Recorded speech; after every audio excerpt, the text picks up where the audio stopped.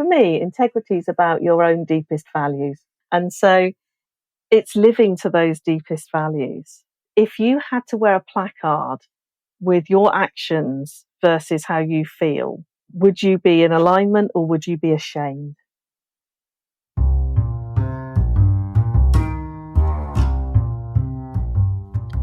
Welcome to the Leadership School podcast.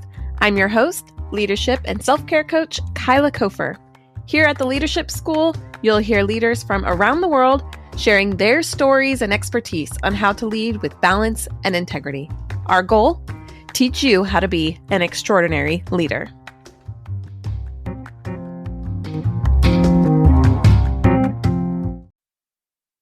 Welcome back, leaders. I hope you're having a fantastic, incredible day. I am about to make it better with a really inspiring conversation. Today, I'm talking with Sharon Critchlow. She is the director at Discover Your Bounce, which is a personal development and workplace wellness provider. So Sharon is actually an accountant. She's had over 20 years of experience as an accountant, and she took that experience and used it to become a board member. She's been on multiple boards and she helps people on boards. She is now a continual member of the board for the ACCA. It's a global accountancy provider. She also is a best-selling author. She wrote the best-selling book, Love Your Life, 100 Tips for More Peace and Happiness. She's a speaker. She shares her story and she makes a couple of really good jokes in our conversation about what it means to be an accountant and a public speaker. But she loves talking about emotional intelligence. So in our conversation today, we're really talking about three different things. We're talking about being a board member. What does it mean to be on a board? What does it look like? How do you do it? How do you approach different situations? So she shares her experiences with that and just does some training on that. Then part two is we talk about emotional intelligence, which is really interesting. This has been a theme of our podcast this season, this year, or maybe the entire podcast because of how much I love talking about emotional intelligence.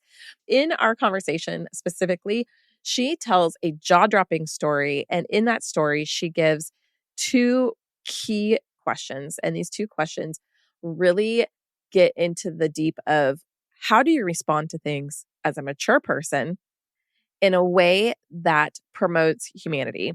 It's really beautiful. I encourage you to listen all the way to get to this conversation. Make sure our part 3 is our Patreon conversation. So after our interview, we have a more casual, laid back conversation where we talk about what is integrity, what is balance, and we just chat for a little while, just casually. And in that, I was really, really inspired by a beautiful description for me personally of my perfect life. So if you want to hear what my perfect life is, you need to jump on over to our Patreon at patreon.com/leadership school, and you'll get to hear Sharon and describe my perfect life. And it's one that she's living. So it's really interesting how we turn the conversation there. So make sure to join us. Thank you so much for listening to the Leadership School podcast. It's always a pleasure and honor to share these stories with you and share these journeys and bring you inspiring leaders from around the world. I'm really grateful for you joining me on Leadership School podcast. I'm really excited to hear your story. I think we have really interesting topics. So I would love for you if you could start us out by telling us your story, telling us who you are, what brought you here, and I guess what qualifies you to talk about leadership. But we know that you're qualified. I'm just curious about your story. So my name's Sharon Critchlow, and I grew up in the southwest of England in a very lovely holiday sort of area by the sea. It wasn't the sort of place where leaders you would think spring from, but as I know now, leaders come from all sorts of different places. I didn't leave school with great academic qualifications, but I was very fortunate in that I discovered ACCA, the Association of Chartered Certified Accountants, which is an accountancy body.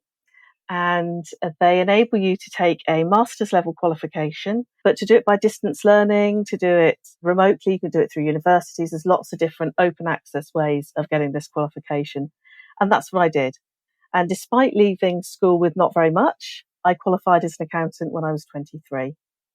And what that did is it gave me the opportunity to expand out from this lovely little town where I grew up, where I would look, as I was making coffees for people in the coffee shop, I would look out over the bay and see all the boats and think, I'll never be able to afford one of those. I'll never be able to have that sort of lifestyle. But through that qualification and through my career since, I've ended up very much being able to grow into that sort of role and that sort of space.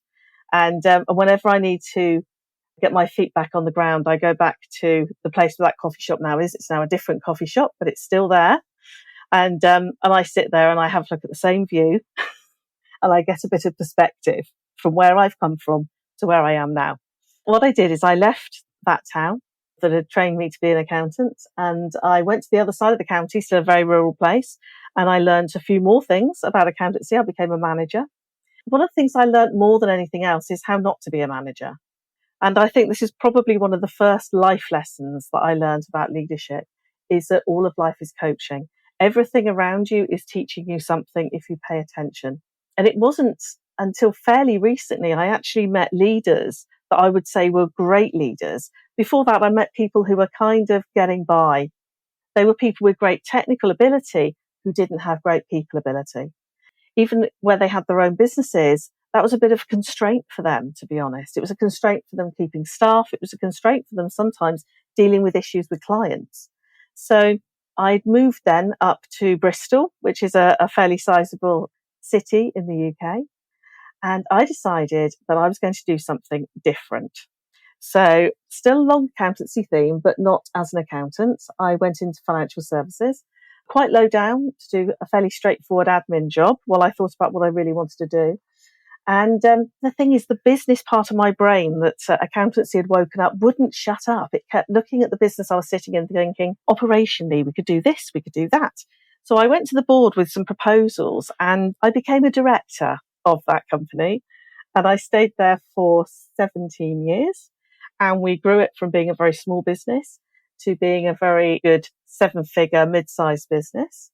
And I was in charge of compliance and so making sure that we were legally right. And in financial services in the UK, that's quite a task because there's a lot of legality to get your business through if you want to remain profitable, but you also want to be on the right side of the law. I was also in charge of operations and in charge of all of our team, all of the hiring and firing, as it were, all of the personal development for all of our people.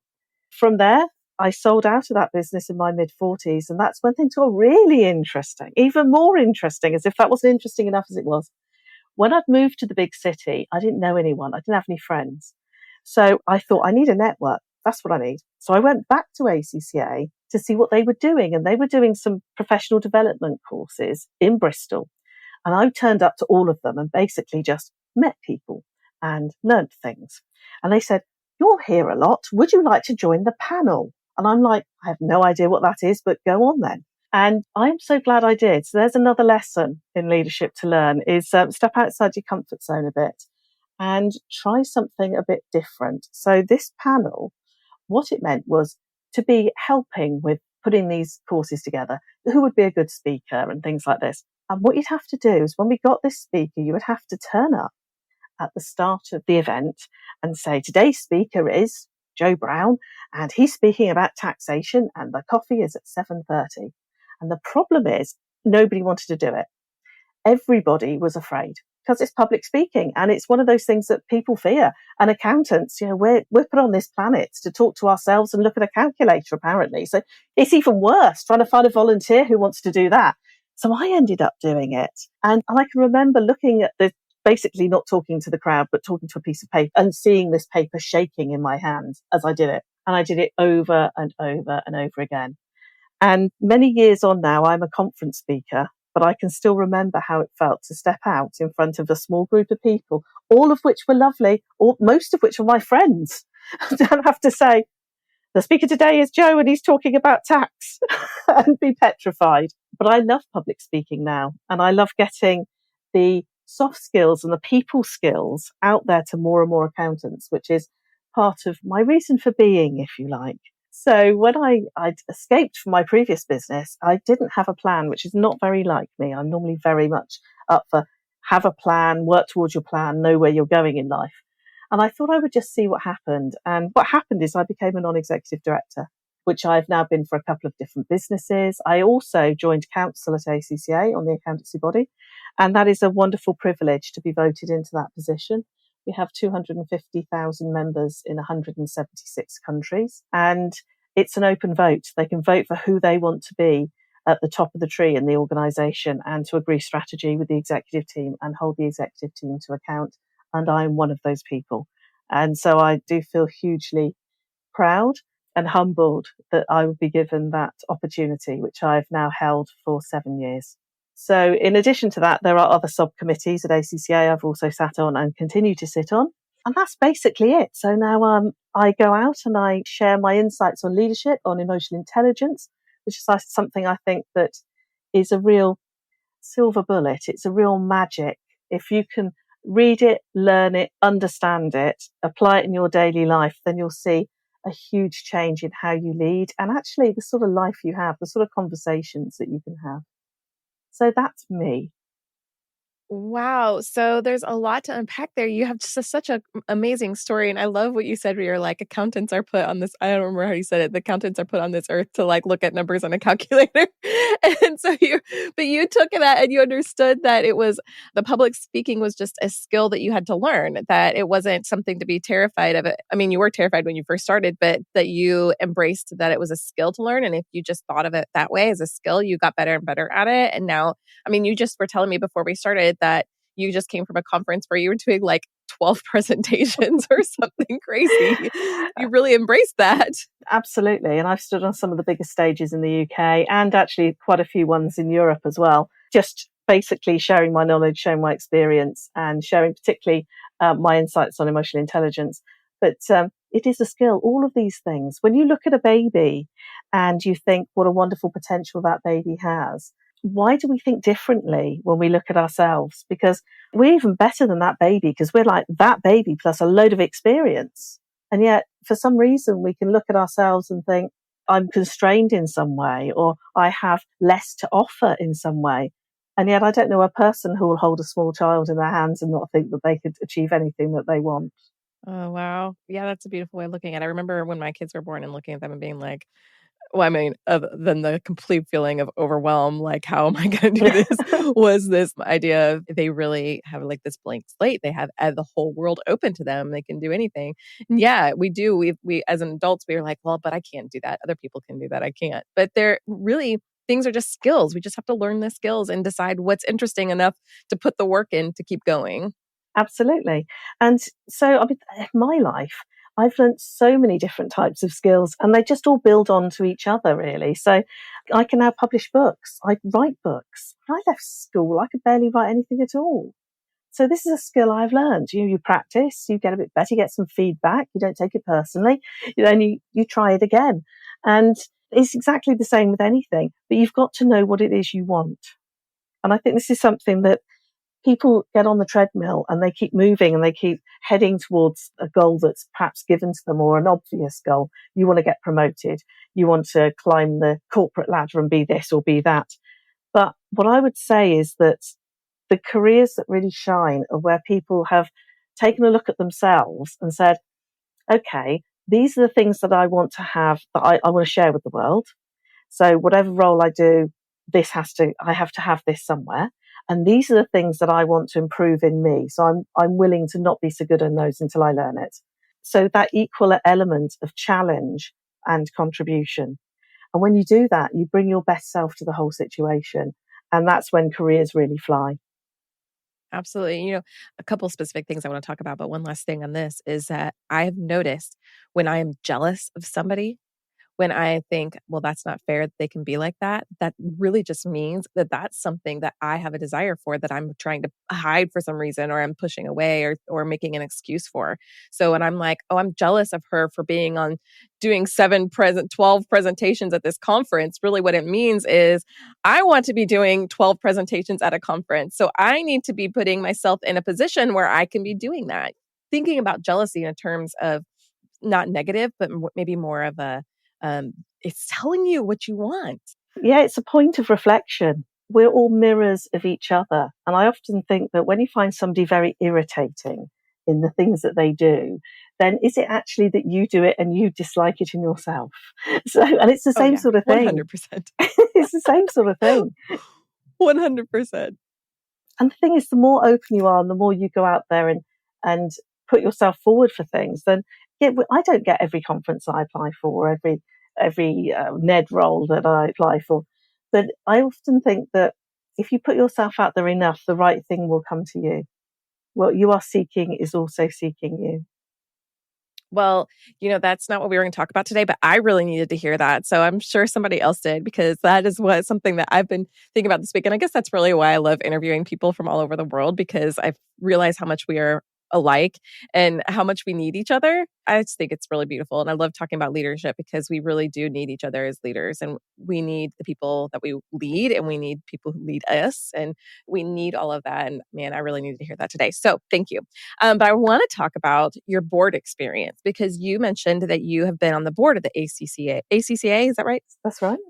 So you've been on the board. Can you talk about what it's like to be on a board?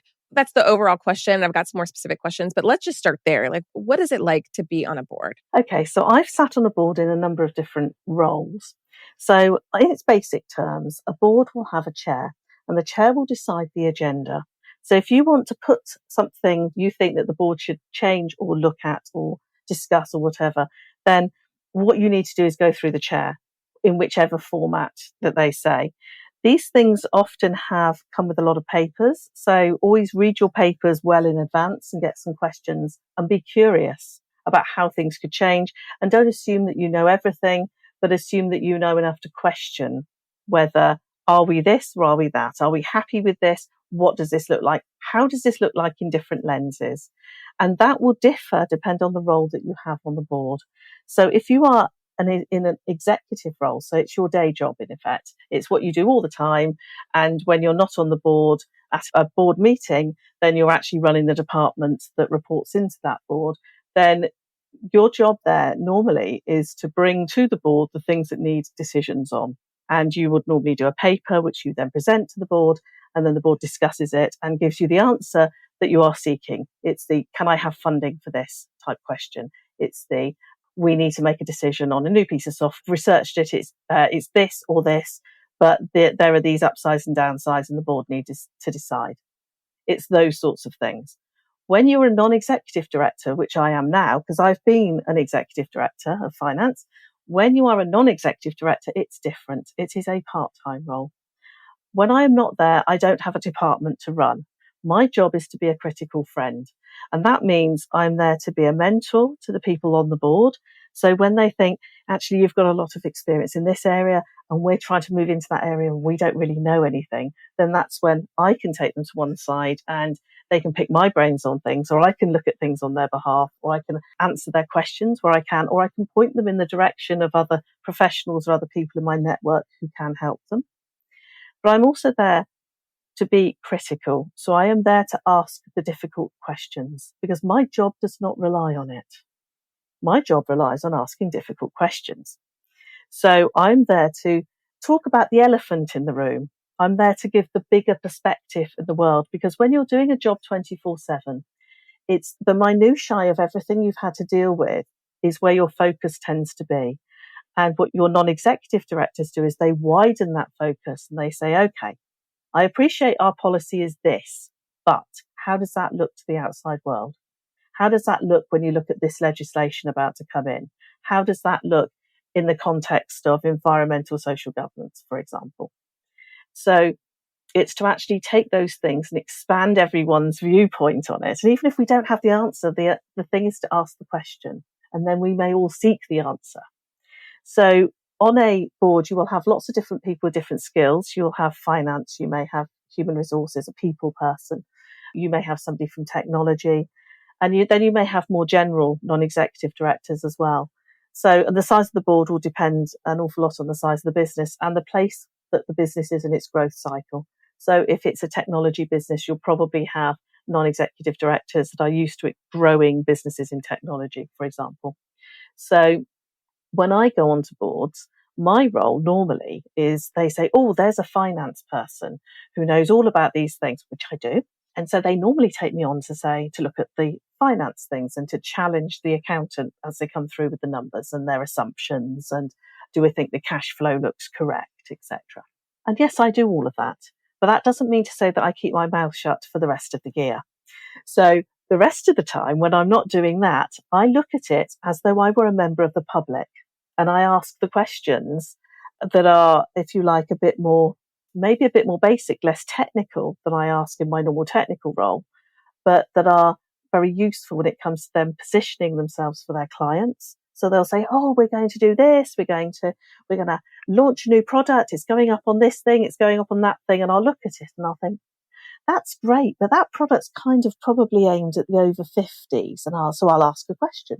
Who's this aimed at? And they'll say, yeah, it's aimed at the over 50s. I think that's great. And it relies on technology. Does all of your market, they all able to access technology? Now there's a question. And maybe they are for what they're doing, or maybe they're not. And that's something they have to think about.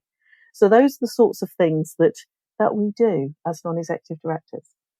I'm curious, did you go through any specific training about being on a board and being a board member? Because, I mean, you had all your training from being an executive director and being in finance, but did you have any specific training about what it looks like to be on a board? Because that's a little bit different. It is. And so I had some training, a little bit of formal training, but a lot of it came actually out of my professional life, professional qualification, because as an accountant, part of what you're trained to do is to do things at board level. So we're trained to answer those sorts of levels of questions. So it became very easy to walk into a boardroom and my chosen specialist subject is your accounts. And yes, I can tell you anything you want to know. But there are organisations out there, and in fact, I volunteer for one in the UK, which helps people to become board ready. So helps them to understand the protocols on a board, helps them to understand what would be appropriate maybe to ask and what's not appropriate, how to get people round to your way of thinking or to get your point across, because of course they're all busy people and they've all set themselves on a certain course. And if you look at something and you think, I'm just not convinced, then you need to find your voice and actually say that. So an element of confidence, if you like, has to come out in you that says, I'm not saying you've got to slam your fist on the desk and make demands, but you do need to make sure that you are heard where you need to be heard, because that is your job to do. I learnt a good basic from being an accountant and from understanding governance, which is what we do. And of course, a board, that's what a board is. It's about governance. It's about making sure that the organisation is run with integrity and to the values that it has decided it has and in line with the shareholders' expectations.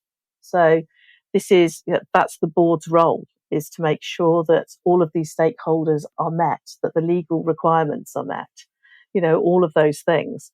So it is a governance position. And as an ACCA accountant, I was taught how to do that. But I did then sit with a lot of other non-executive directors and attend some calls and some courses online where they were discussing how they did their job and boards that they'd been on and things that they'd overcome and how they'd dealt with difficult situations on boards. And obviously then you learn from their experience as well. And I would say, a bit like moving into anything that's a little bit different, expand your network. So I started networking with lots of other non-executive directors so that I would have people that I could contact if I wasn't sure, how would you approach this situation? What would be, is it me? On a no names basis, I've found this situation. I'm not sure. What do you think? And so it's been a bit of both. It's been a bit of formal learning and actually quite a lot of networking and getting out there and being curious. Hey leaders, have you ever considered starting your very own podcast? Podcasting is a really amazing way. I want to just say for myself, my own experience in creating this Leadership School podcast, I have grown my business. I have learned exponentially. I've had a ton of fun, and my confidence level has increased tenfold by continuing to show up and put on a really great show. If I could help you to start your very own podcast without feeling overwhelmed, without the confusion of what do I do or how do I start, without dealing with all the self-doubt, would you take me up on the offer? If so, what I want you to do is right now go to podcasterschool.net. That's podcasterschool.net. You can start out by taking the quiz on what kind of podcast should you create. From there, go ahead and schedule a call with me and let's chat, because I want to hear about what your potential ideas are and what would make you interested in starting a podcast. It's such a fantastic way to really grow, increase your knowledge, your business, and really get yourself out into the world. So take a look at podcasterschool.net, take the quiz, schedule a call with me, and let me help you get started on your very own show. Are you a medical professional eager to start your own business, but feeling overwhelmed and unsure where to begin? Introducing Starting a Business Simplified. the podcast that's here to help. I'm Susie Rains, your host, and I'll guide you through the transition step by step, from success stories to valuable business tips. I've got it all covered. Tune in now on your favorite podcast platform and simplify starting a business. Yeah, absolutely. What would you say to somebody who's considering a board position, but it seems, I don't know, maybe it seems overwhelming or it seems like too much work or they're just scared of it? What are some of the advantages for being on a board? Because you've talked about some of that generally, but maybe we can be more specific because I want to talk about how positive this experience is. It's a great thing to be on a board, but it is a lot of responsibility. So do you want to change the world? Or do you want to change the world for that group of people that board and that company influences or sells to or serves? Because if you do, then get on the board. Put on your big girl pants and get on with it. Because this is, it can be more frustrating to have board decisions come down to you that you have to then implement, where deep down it's probably not the right thing for your consumers, your patients, your customers, your whatevers. But the board has said, we're doing it like this. And so you're doing it like that. And that can be very, very frustrating. The good thing with being around the board table is if you can find your voice and be heard, is you can tell them. You can say, I disagree, actually. I think our customers need this. And this is why I think they need, this is the evidence I have that they need this. And you can influence how that organization is. And you can influence it for your customers. You can influence it for your staff. You have the opportunity to sit there and say, actually, I think they deserve a pay rise. Actually, I think we have to find the money for them to have an extra 3 days holiday a year. Actually, everybody else in our sector is giving free training on this. We need to give them free training. You can actually advocate for your colleagues from this position. You can advocate for your sector from this position, and you can advocate for yourself a lot better from that position because the people making the decisions are sitting right next to you and in front of you. So I would say that if you think it's a bit overwhelming, it can be even more overwhelming to receive, when you know what's right for the organisation, to receive information down to you where you're thinking, that's just not going to work. How am I going to make that work? I don't believe this is the right thing. So I would say that that's a less comfortable position than being one of the people who makes those choices. So, how do you, when you're on that board, how do you, I think this goes back to that, that's a skill that needs to be learned and it's just a skill you have to work on and grow in, approach conflicts in the board and that I've got this idea, but it's been shot down a dozen times, or I want to advocate for myself, but I'm getting put into a corner and ignored and that kind of thing. Everybody's like, oh, it's that girl again speaking up. It's her, it's just him again. And how do we put ourselves in that where we can listen and be heard? So what I would say is sometimes things are a matter of timing. So sometimes you have been heard, but you don't realize you've been heard because it's almost been dismissed and you think, you're not listening. We have to do this. And if you go and speak to the chair, chances are that there'll be an opportunity where they'll say, yeah, I know what you're saying and I'm not disagreeing. We just can't do it in this financial year. So it's then that you say, well, can we put it as an agenda item for this time next year to discuss it so that it is at least not forgotten? So one of the tactics I would say is, if you feel that you're not being heard, is to go and talk to the chair and say, I feel I've not been heard and I would like to table this to be re-examined in the future. The second thing I'd say is always go very, very well prepared, over prepared if you think it's going to be a difficult sell. So get all your evidence. What's everyone else saying about it? What's everyone else doing about it? What surveys have you done? What information do you have? And put it forward. Think of the win-win. So especially if it's going to cost money, why do they want to do it? Why now? What is this going to make us more competitive? Is this going to make us unique in the market? Is this going to stop all our people from leaving? Just think about what's the why in this? Where's the compelling reason why? And sometimes you've got to do a bit of a selling job because not everyone can see what you can see.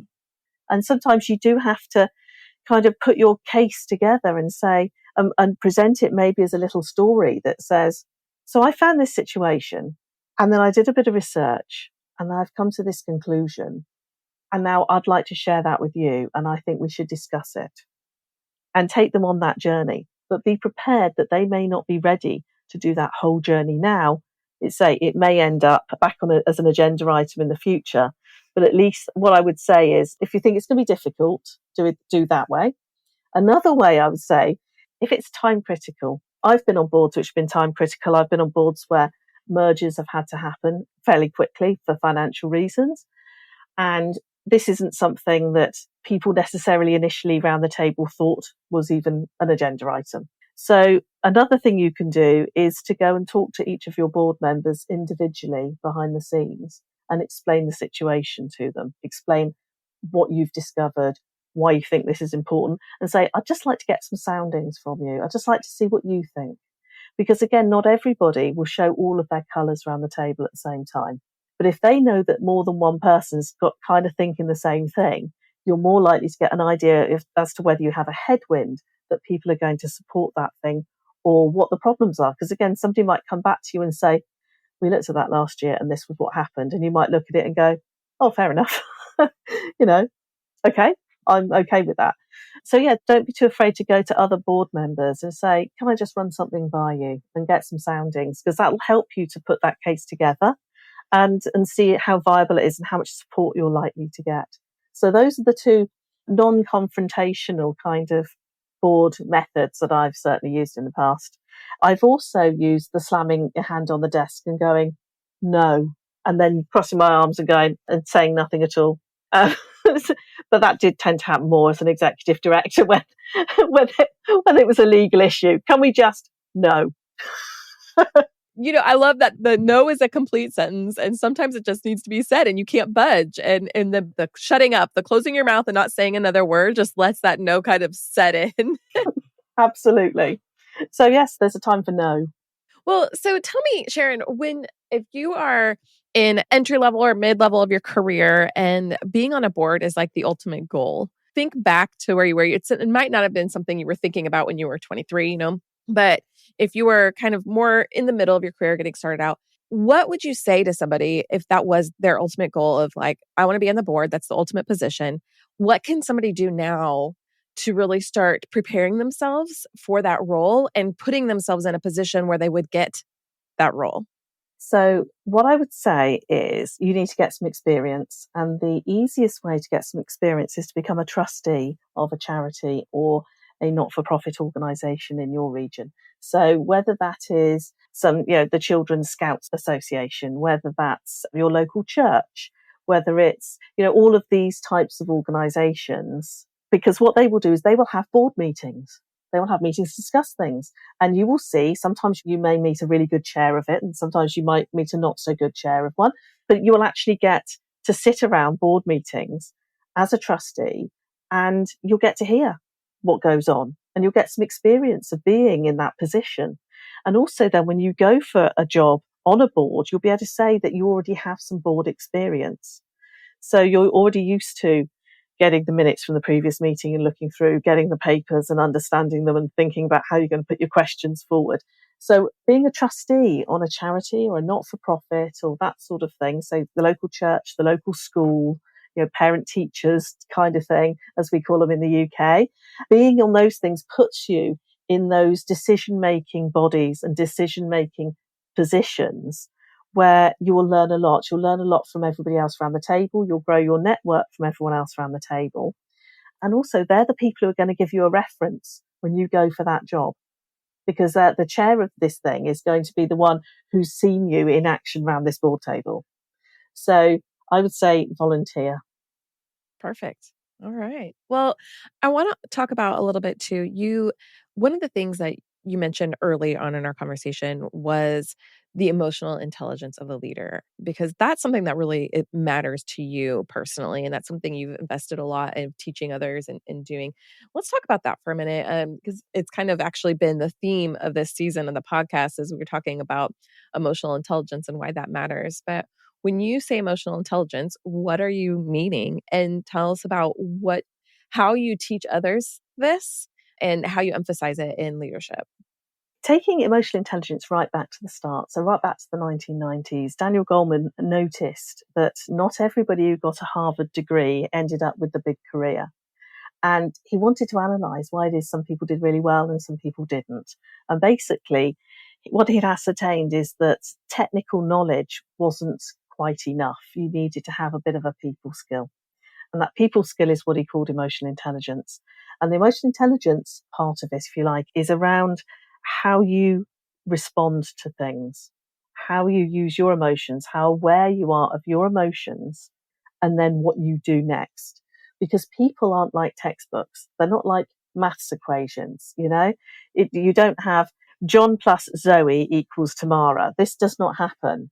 What happens is everyone's got their own view. It's like herding cats. And so actually getting things out of people, understanding people, whatever, people's responses to you won't be what you expect. Sometimes they can be really rude, and then you've still got to work with them. You know, it's all of these things, learning this skill, being able to jump over that barrier that says, actually, that was a bit rude. And then moving forward from that is where you can then bring people together, and that's where you can get consensus. And that is what leadership is. It's about taking people on a journey, and you can't take people on a journey if you're too easily offended. So this isn't about having too much of a thick skin. This is about really understanding what upsets you. Earlier, we were saying about jealousy, about that's not fair. That person gets to do this and I don't get to do this. I think we all have a bit of that from time to time. But what it means is that is tapping into an emotion, and understanding that emotion as it occurs means you can do something about it. So I've seen people, when they're jealous, bite back at people and try and belittle somebody else's achievement because, oh, it's not all that.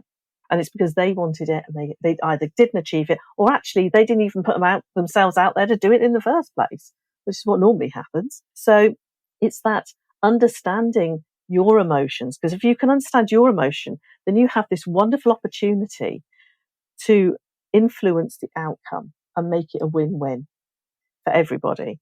So I'll give you an example of something that happened to me when one of my buttons were pushed. As the younger generation says, I had a triggering incident. So a few years ago, I was manning a stand at one of these conference things, and a lady came over to me and said, "How can you stand there when you look so fat?" So what can I say? I'm sorry, right now you didn't see my jaw like on the floor. I cannot believe somebody would ever say that. I'm just like, I need to hear the rest of the story and not interrupt you, but I'm just in. I had to go out on stage after that, knowing this. I've now been fat shamed. So, yeah, so 27-year-old Sharon would have probably slapped her because 27-year-old Sharon was a bit feisty. 37-year-old Sharon would have probably been in tears. But thankfully, she met 47-year-old Sharon, who looked at her and said, "What is it about fat that you don't like?" And she said, "Well, I'm nowhere near as fat as you, and I can barely leave the house because of it." So now she's gone from being somebody who's highly offensive to somebody who needs a bit of care and attention from me. So I said, "Would you like to come down and have a chat about that?" And listening to what she told me just made me think, well, actually, you know what? This is nothing. We're all mirrors. She's seen me and she's just, let it all out, and that's fine. But my response to that was a question. And I would always say that if you're in those challenging situations, the emotionally intelligent response is to ask a question, is to ask more information. So from that, I really understood that she had a real problem with her body. And to look at her, I'm like, there's nothing wrong with her from where I am. She's a perfectly healthy looking body.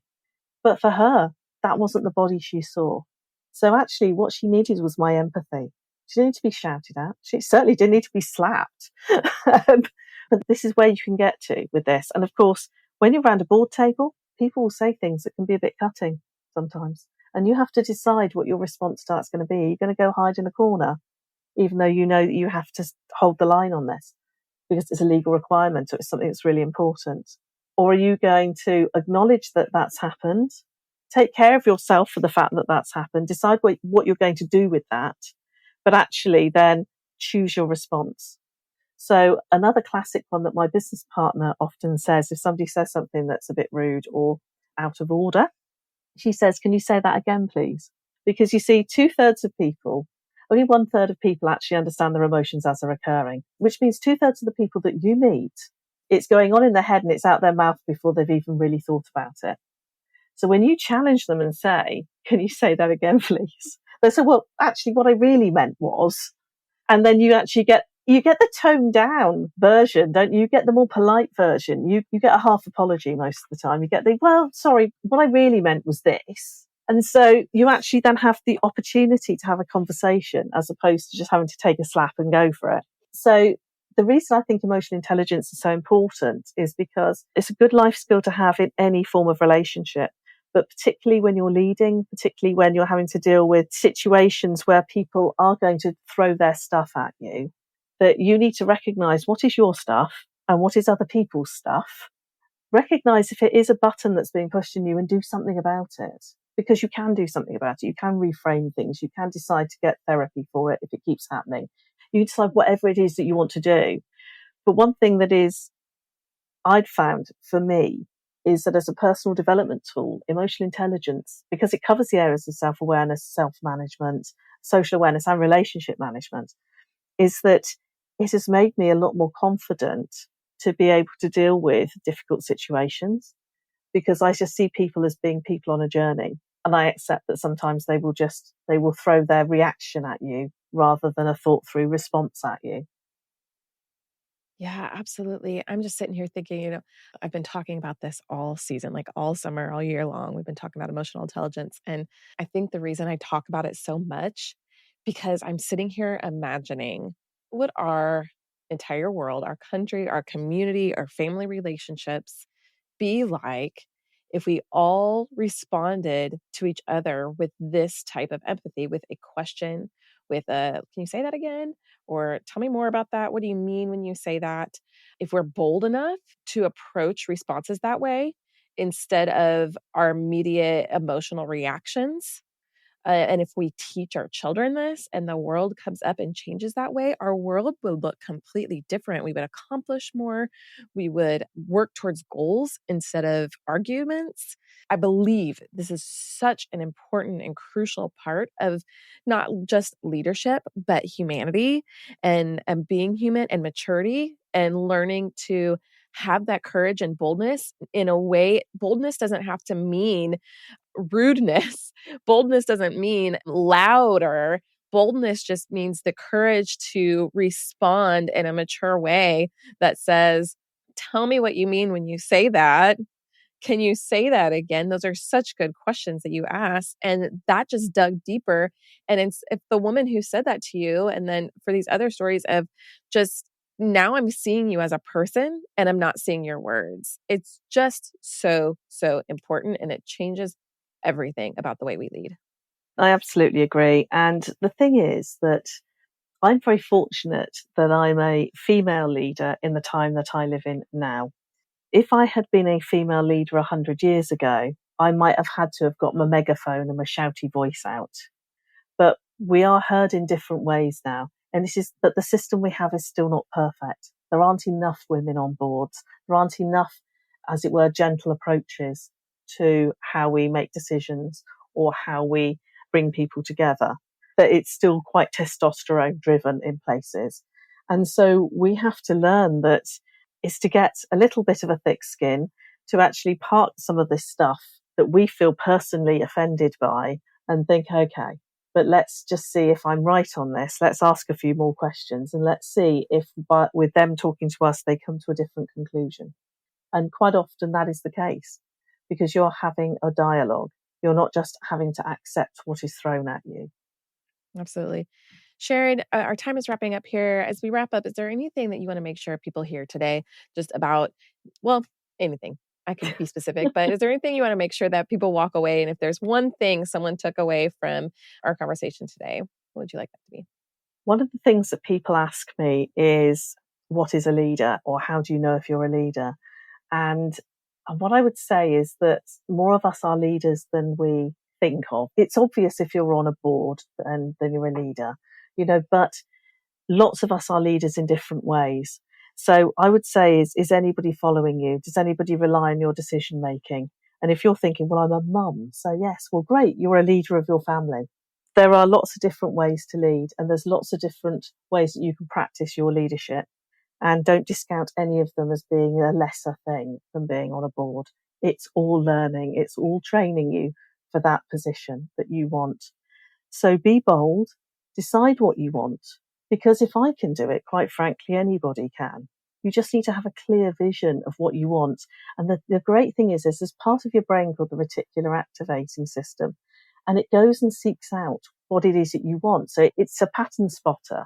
So if you say, for example, I want to go to yoga on a Tuesday, you'll find you'll be in the local convenience store and there'll be a little thing up and go, oh, look, they do yoga on Tuesday. I hadn't spotted that before, because there's a bit of your brain that goes, oh yeah, there it is. Same as if you like red shoes like I do. I go out there, I see red shoes everywhere, and yet anybody else go, oh, that's really rare. Nobody has red shoes. And I look at it and my brain goes, oh, look, red shoes, red shoes, red shoes. So get clear on what you want and go for it. Because at the end of the day, even if it's a disaster, even if it's a mess, you'll learn something and then you'll do it differently next time. Because this is not the dress rehearsal. This is the main act. And you're about to step out on that stage. So go for it. That's really, really so inspiring. Thank you so much, Sharon. I'm not asking or contributing as many questions because I'm just soaking it in and just so feeling empowered and inspired. And I really just appreciate that. Sharon, how can our listeners find you, work with you, and follow you? So my name is Sharon Critchlow. I am on LinkedIn and my business is Discover Your Bounce. So we are discoveryourbounce.com. I'm out there on all the usual social channels. Awesome. Excellent. We'll make sure to have links to all those in our show notes and make sure we can find you and connect with you. I so appreciate your time and your stories and your just authenticity and sharing all this wisdom with us. I'm just really grateful for your time today. Thank you so much for joining me here. Thank you for inviting me. It's been really exciting. So I started this podcast because I wanted to learn and grow in my leadership journey. And I have been so incredibly inspired by the guests and the conversations. So once the interview ends, I actually keep the conversation going because I have found that sometimes the richest part of the conversation is when we feel like the interview's over and we can just kind of have a relaxed, more casual conversation. Also, if you've noticed, if you've been following this podcast for some time, I used to ask every guest 2 questions. What does integrity mean to them? And what does balance look like to them? Well, I haven't stopped asking those questions. We're just putting those over on our Patreon page. So go check it out at patreon.com/leadershipschool. And for $6.50 a month, you can support this podcast. It takes a lot to produce every single episode, and honestly, I could use a little bit of support. So anything that you're able to contribute would really mean a lot to me and would able to help me to continue to bring these high caliber guests in to have conversations on what does it look like to be an extraordinary leader and how do we practically do that. So those conversations are continuing over at patreon.com/leadershipschool, where I'm asking guests some extra questions, some bonus questions, and you'll get some bonus content over there. So be sure to go check it out. Thanks so much for your support. And thanks so much for subscribing, listening, and sharing this podcast. It really does mean a lot. And I'm so honored to show up here in your podcast feed. Hey, thank you so much for listening. If you've liked what you heard and you want some more tools and resources to help you on your journey, go check out kylakofer.com/free stuff.